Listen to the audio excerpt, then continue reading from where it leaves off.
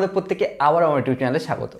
আজকের ভিডিওতে খুব সুন্দর একটি আইডেন্টিটি, ত্রিগোণমিতিক identity sin square theta plus cos square theta is equal to 1 এটি প্রমাণ করব।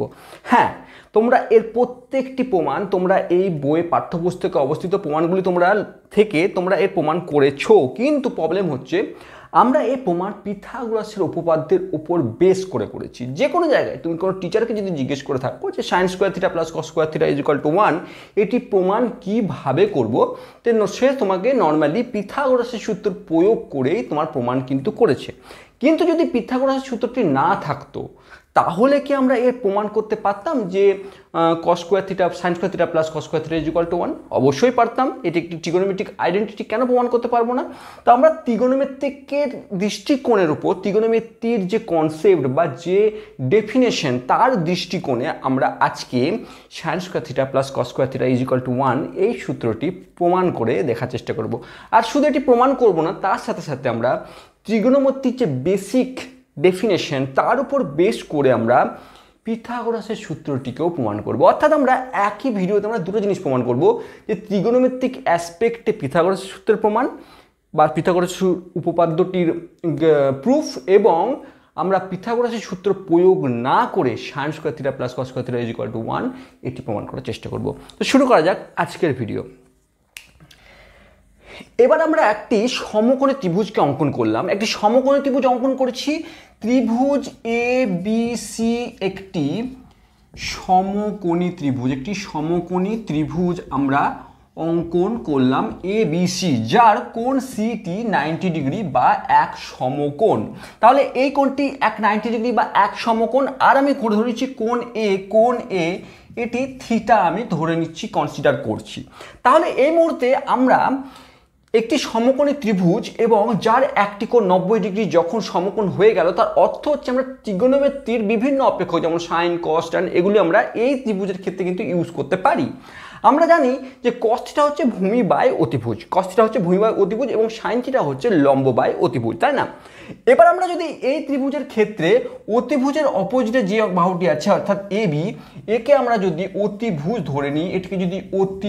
ধরে নিই, এবং এসি মানে এই বাহুটিকে যদি আমরা ভূমি ধরে নিই, এবং বিসি কে যদি আমরা লম্ব ধরে নিই, তাহলে আমরা কি পাচ্ছি একটু দেখে নিই। আমরা পাচ্ছি কি cos থিটা আমরা কি পাচ্ছি, এই থিটার অ্যাঙ্গেল, এটি থিটা, তো এই cos থিটা অর্থ হচ্ছে cos অফ এ, কোণ এ, তার হিসাবে লম্ব এই ভূমি বাই অতি। cos থিটা মানে কি জানি আমরা, ভূমি বাই অতি। এখানে ভূমি কি, এখানে ভূমি হচ্ছে আমার এসি হচ্ছে আমার ভূমি। তার সঙ্গে সঙ্গে আরেকটি জিনিসকে আমি কনসিডার করে নিলাম, যে ত্রিভুজ এবিসি একটি সমকোণী ত্রিভুজ এবং A B is equal to 1 unit বা 1 একক।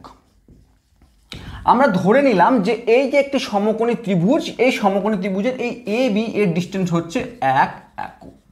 ঠিক আছে, এইবার আমরা দেখি cos থিটা। বাকি তো জিনিসগুলো তো সিম্পল, আমি বুঝিয়েছি যে কোণ এ হচ্ছে 90 ডিগ্রি, কোণ এ হচ্ছে থিটা, এ বি হচ্ছে অতিভুজ, এসি হচ্ছে ভূমি, বিসি হচ্ছে লম্ব। এবার cos থিটা কি, ভূমি বাই অতি। তো ভূমি হচ্ছে, এখানে ভূমি আমি কি ধরলাম, ভূমি হচ্ছে এসি, তো এসি লিখলাম, বাই অতি মানে কি এ বি আমি লিখলাম। এখন আমি ধরে নিয়েছি যে A B is equal to 1 unit মানে 1 একক, অর্থাৎ এ বির জায়গায় যদি আমি 1 বসাই, cos থিটা এ বির জায়গায় যদি 1 বসাই, আমি কি পাচ্ছি, AC is equal two cos theta. এই জায়গায় আমরা এসে পৌঁছাচ্ছি যে এসি ইজ ইকুয়াল টু, এটি 1 নম্বর আমি ধরে নিচ্ছি, AC is equal two cos theta. আমি নোট করে রাখছি AC is equal two cos theta. একই রকমভাবে আমরা যদি এই থিটা কোণের রেসপেক্টে সাইন থিটা বের করি, সাইন থিটা আমি কি পাচ্ছি, সাইন থিটা মানে লম্ব বাই অতি, লম্ব বাই অতি। লম্ব কি, লম্ব এখন বিসি লিখলাম, অতি কি এ বি আমি লিখলাম, এ বি এখানে 1, আমি 1 যদি বসিয়ে দিই তাহলে পাচ্ছি কি BC is equal to sine theta. মানে বিসি মানে এই যে বাহুটি, তাহলে এই বাহুটি কি পেলাম, এসি, এই বাহুটি পেলাম আমি cos থিটা, আর এই যে বাহুটি এটি পেলাম আমি সাইন থিটা। এতক্ষণ পর্যন্ত কোনো ডাউট নেই আমাদের। আমরা এর উপর বেস করে এ বি আমাদের 1 ইউনিট, তাহলে আমি পেয়ে গেলাম এসি কস থিটা আর সিবি হচ্ছে সাইন থিটা। শুধুমাত্র আমরা ট্রিগোনোমেট্রিকের অ্যাসপেক্টে আমরা পুরো কাজ করছি। এবার তার মানে আমি কি পেয়ে গেলাম, সিবি বা BC is equal to sine theta. এটা আমরা 2 নম্বর থেকে আমরা পেয়ে গেলাম। এবার লক্ষ্য করি, এবার একটু আমরা যদি কাজ করি, আমরা সি থেকে এ বির ওপর যদি একটি লম্ব ড্র করি, একটি লম্ব যদি অঙ্কন করি এবং সেটি যদি ডি পয়েন্টে ছেদ করে, তাহলে লক্ষ্য করি দেখো সি বিন্দু থেকে এ বি এর ওপর একটি লম্ব অঙ্কন আমরা করলাম, লম্ব অঙ্কন করি। আমরা যদি এই সি বিন্দু থেকে এ বি এর উপর লম্ব অঙ্কন করলাম, যেটি ডি পয়েন্টে ছেদ করলো, যেটি ডি বিন্দুতে ছেদ করেছে। হাতের লেখা একটু খারাপ, ম্যানেজ করে নেবে। তাহলে কি দেখলাম যে আমরা এখন একটি লম্ব অঙ্কন করলাম যেটি ডি বিন্দুতে ছেদ করেছে। তার অর্থ হচ্ছে আমরা এই উভয় পক্ষে 90 ডিগ্রি করে কোণ তৈরি করেছে। তার অর্থ হচ্ছে এই যে একটি ছোট্ট ত্রিভুজ পেলাম, এটিও এখন আমরা একটি সমকোণী ত্রিভুজ, এবং এই যে ছোট্ট একটি ত্রিভুজ পেলাম, এটিও এখন আমরা একটি সমকোণী ত্রিভুজ। অর্থাৎ আমরা একটি বড় ত্রিভুজ থেকে দুটি ছোট ত্রিভুজে নিয়ে আসতে পেরেছি এখন। এবার আমরা এত কিছু করার পর এই বাহুটি এবং এই বাহুটির মান পেয়ে গেছি, এতদূর পর্যন্ত বোঝাতে পেরেছি, এবং একটা নতুন আবার লম্ব টেনে এখন চিত্রটি এরকম অবস্থায় এসছে। এবার আমরা নেক্সট কি করব, আমরা নেক্সট এই যে ছোট ত্রিভুজ এর ক্ষেত্রে আমরা কস থিটার মান বের করবো, আবার এই থিটার রেসপেক্টে। এবং দেখো একটু লক্ষ্য করে দেখো, যদি এটি 90 ডিগ্রি হয়, এই ত্রিভুজের এ ডিসি যদি 90 ডিগ্রি হয় এবং এটি যদি থিটা হয়, তাহলে এই কোণটি কি হবে, 90 ডিগ্রি মাইনাস থিটা হবে। তার অর্থ হচ্ছে এই কোণটি এখন আমার থিটা। ভালো করে বোঝার চেষ্টা করো, আমরা এক্সপ্লেন করছি, একটু দাঁড়াও। এখন আমরা এই যে ত্রিভুজ এ ডিসি এর কোণ ডি 90 ডিগ্রি পেয়ে গেছি, কোণ এ ইজ ইকুয়াল টু থিটা আমরা পেয়ে গেছি। তাহলে আমরা জানি, তাহলে এসি অ্যাঙ্গেলটি যদি এই এসিডি, কোণ এসিডি এটি যদি বের করতে হয়, কোণ এসিডি অর্থাৎ এসিডি এটি যদি বের করতে হয়, আমরা জানি এসিডি কি হবে, এসিডি হবে এই তিনটির যোগফল 180 ডিগ্রি, অর্থাৎ হবে 90 ডিগ্রি মাইনাস থিটা। অর্থাৎ এই যে কোণটি হবে সেটি হবে 90 ডিগ্রি মাইনাস থিটা।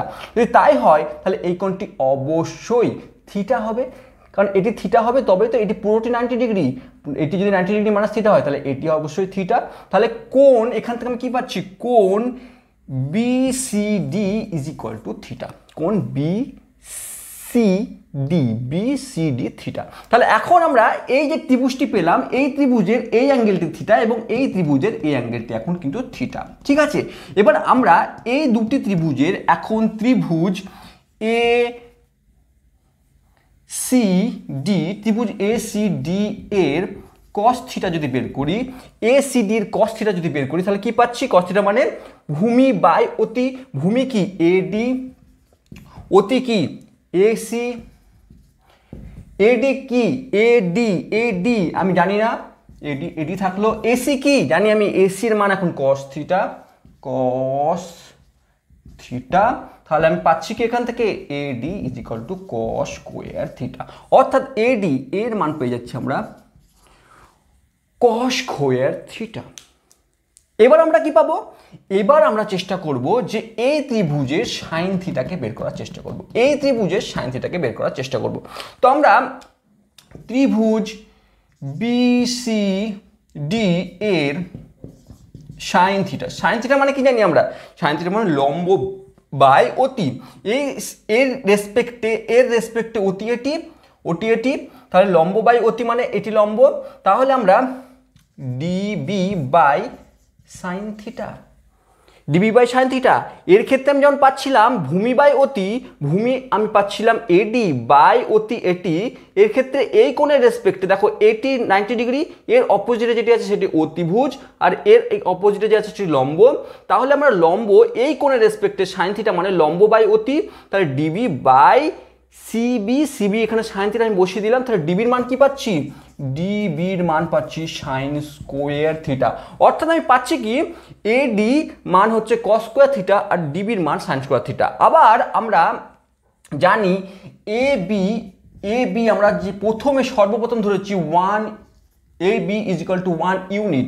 এবার এবি 1 ইউনিট, এবি কথার অর্থ হচ্ছে A D plus DB is equal to 1। এডি কি পেয়েছি কস স্কোয়ার থিটা, ডিবি কি পেয়েছি sign square theta is equal to 1। আমরা কোনো রকমভাবে কোনো একটি লাইনেও আমরা কিন্তু পিথাগোরাসের উপপাদ্য ইউজ করিনি, কিন্তু তা সত্ত্বেও আমরা এই ট্রিগোনোমেট্রিক আইডেন্টিটিকে প্রুভ করতে পারি শুধুমাত্র পুরোপুরি ট্রিগোনোমেট্রিক কনসেপ্টের উপর বেস করে। এবার আমরা আসছি, আমরা যেটা বললাম যে আমরা তো এখন প্রুভ করে দিলাম ট্রিগোনোমেট্রিকের বেসিক ডেফিনেশনের উপর বেস করে যে sign square theta plus cos square theta is equal to 1।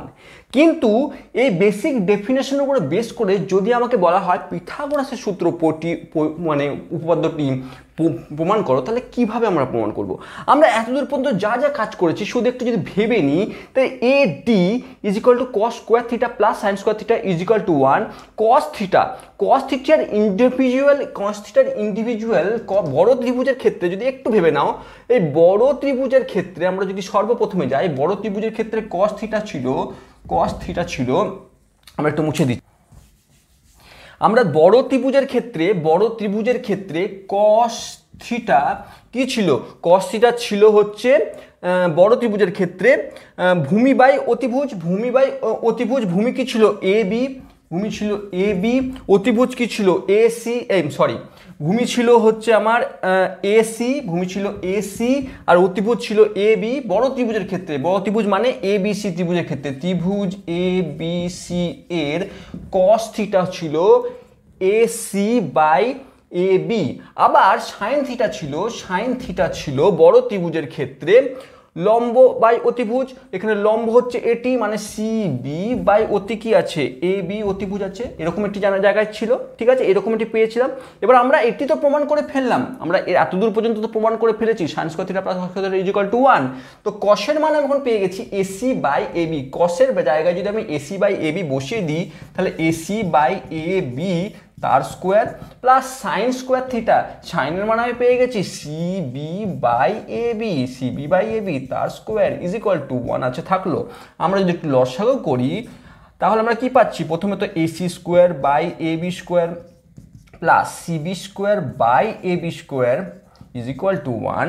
উভয় পক্ষে যদি লসাগু করি তাহলে পাচ্ছি AC square plus CB square by A B square is equal to 1। এবং উভয় পক্ষে যদি এ বি স্কোয়ার দ্বারা আমরা গুণ করি তাহলে পাচ্ছি A C square plus CB square is equal to A B square, যেখানে এ সি হচ্ছে একটি বাহু, সিবি হচ্ছে একটি বাহু আর এ বি হচ্ছে অতিভুজ। অর্থাৎ অতিভুজ স্কোয়ার ইজ ইকুয়াল টু ভূমি স্কোয়ার প্লাস লম্ব স্কোয়ার। অর্থাৎ সিধা এই পিথাগোরাসের সূত্রে আমরা আবারও প্রমাণ করে ফেললাম ত্রিগোনোমেট্রিক অ্যাসপেক্টে বা ত্রিগোনোমেট্রিকের বেসিক কনসেপ্টকে ইউজ করে।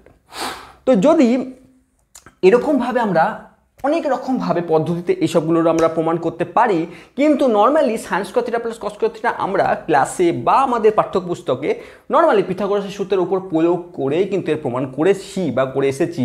কিন্তু আজকের ভিডিওতে বানানোর উদ্দেশ্য ছিল যে আমরা অন্য রকমভাবেও এটিকে প্রমাণ করতে পারি, বা এটিকে প্রমাণ করতে পারলে আমরা পিথাগোরাসের সূত্রকে এর উপর বেস করে প্রমাণ করতে পারি। তো উদ্দেশ্য ছিল তোমাদেরকে জানানো, তোমাদেরকে বোঝানোর।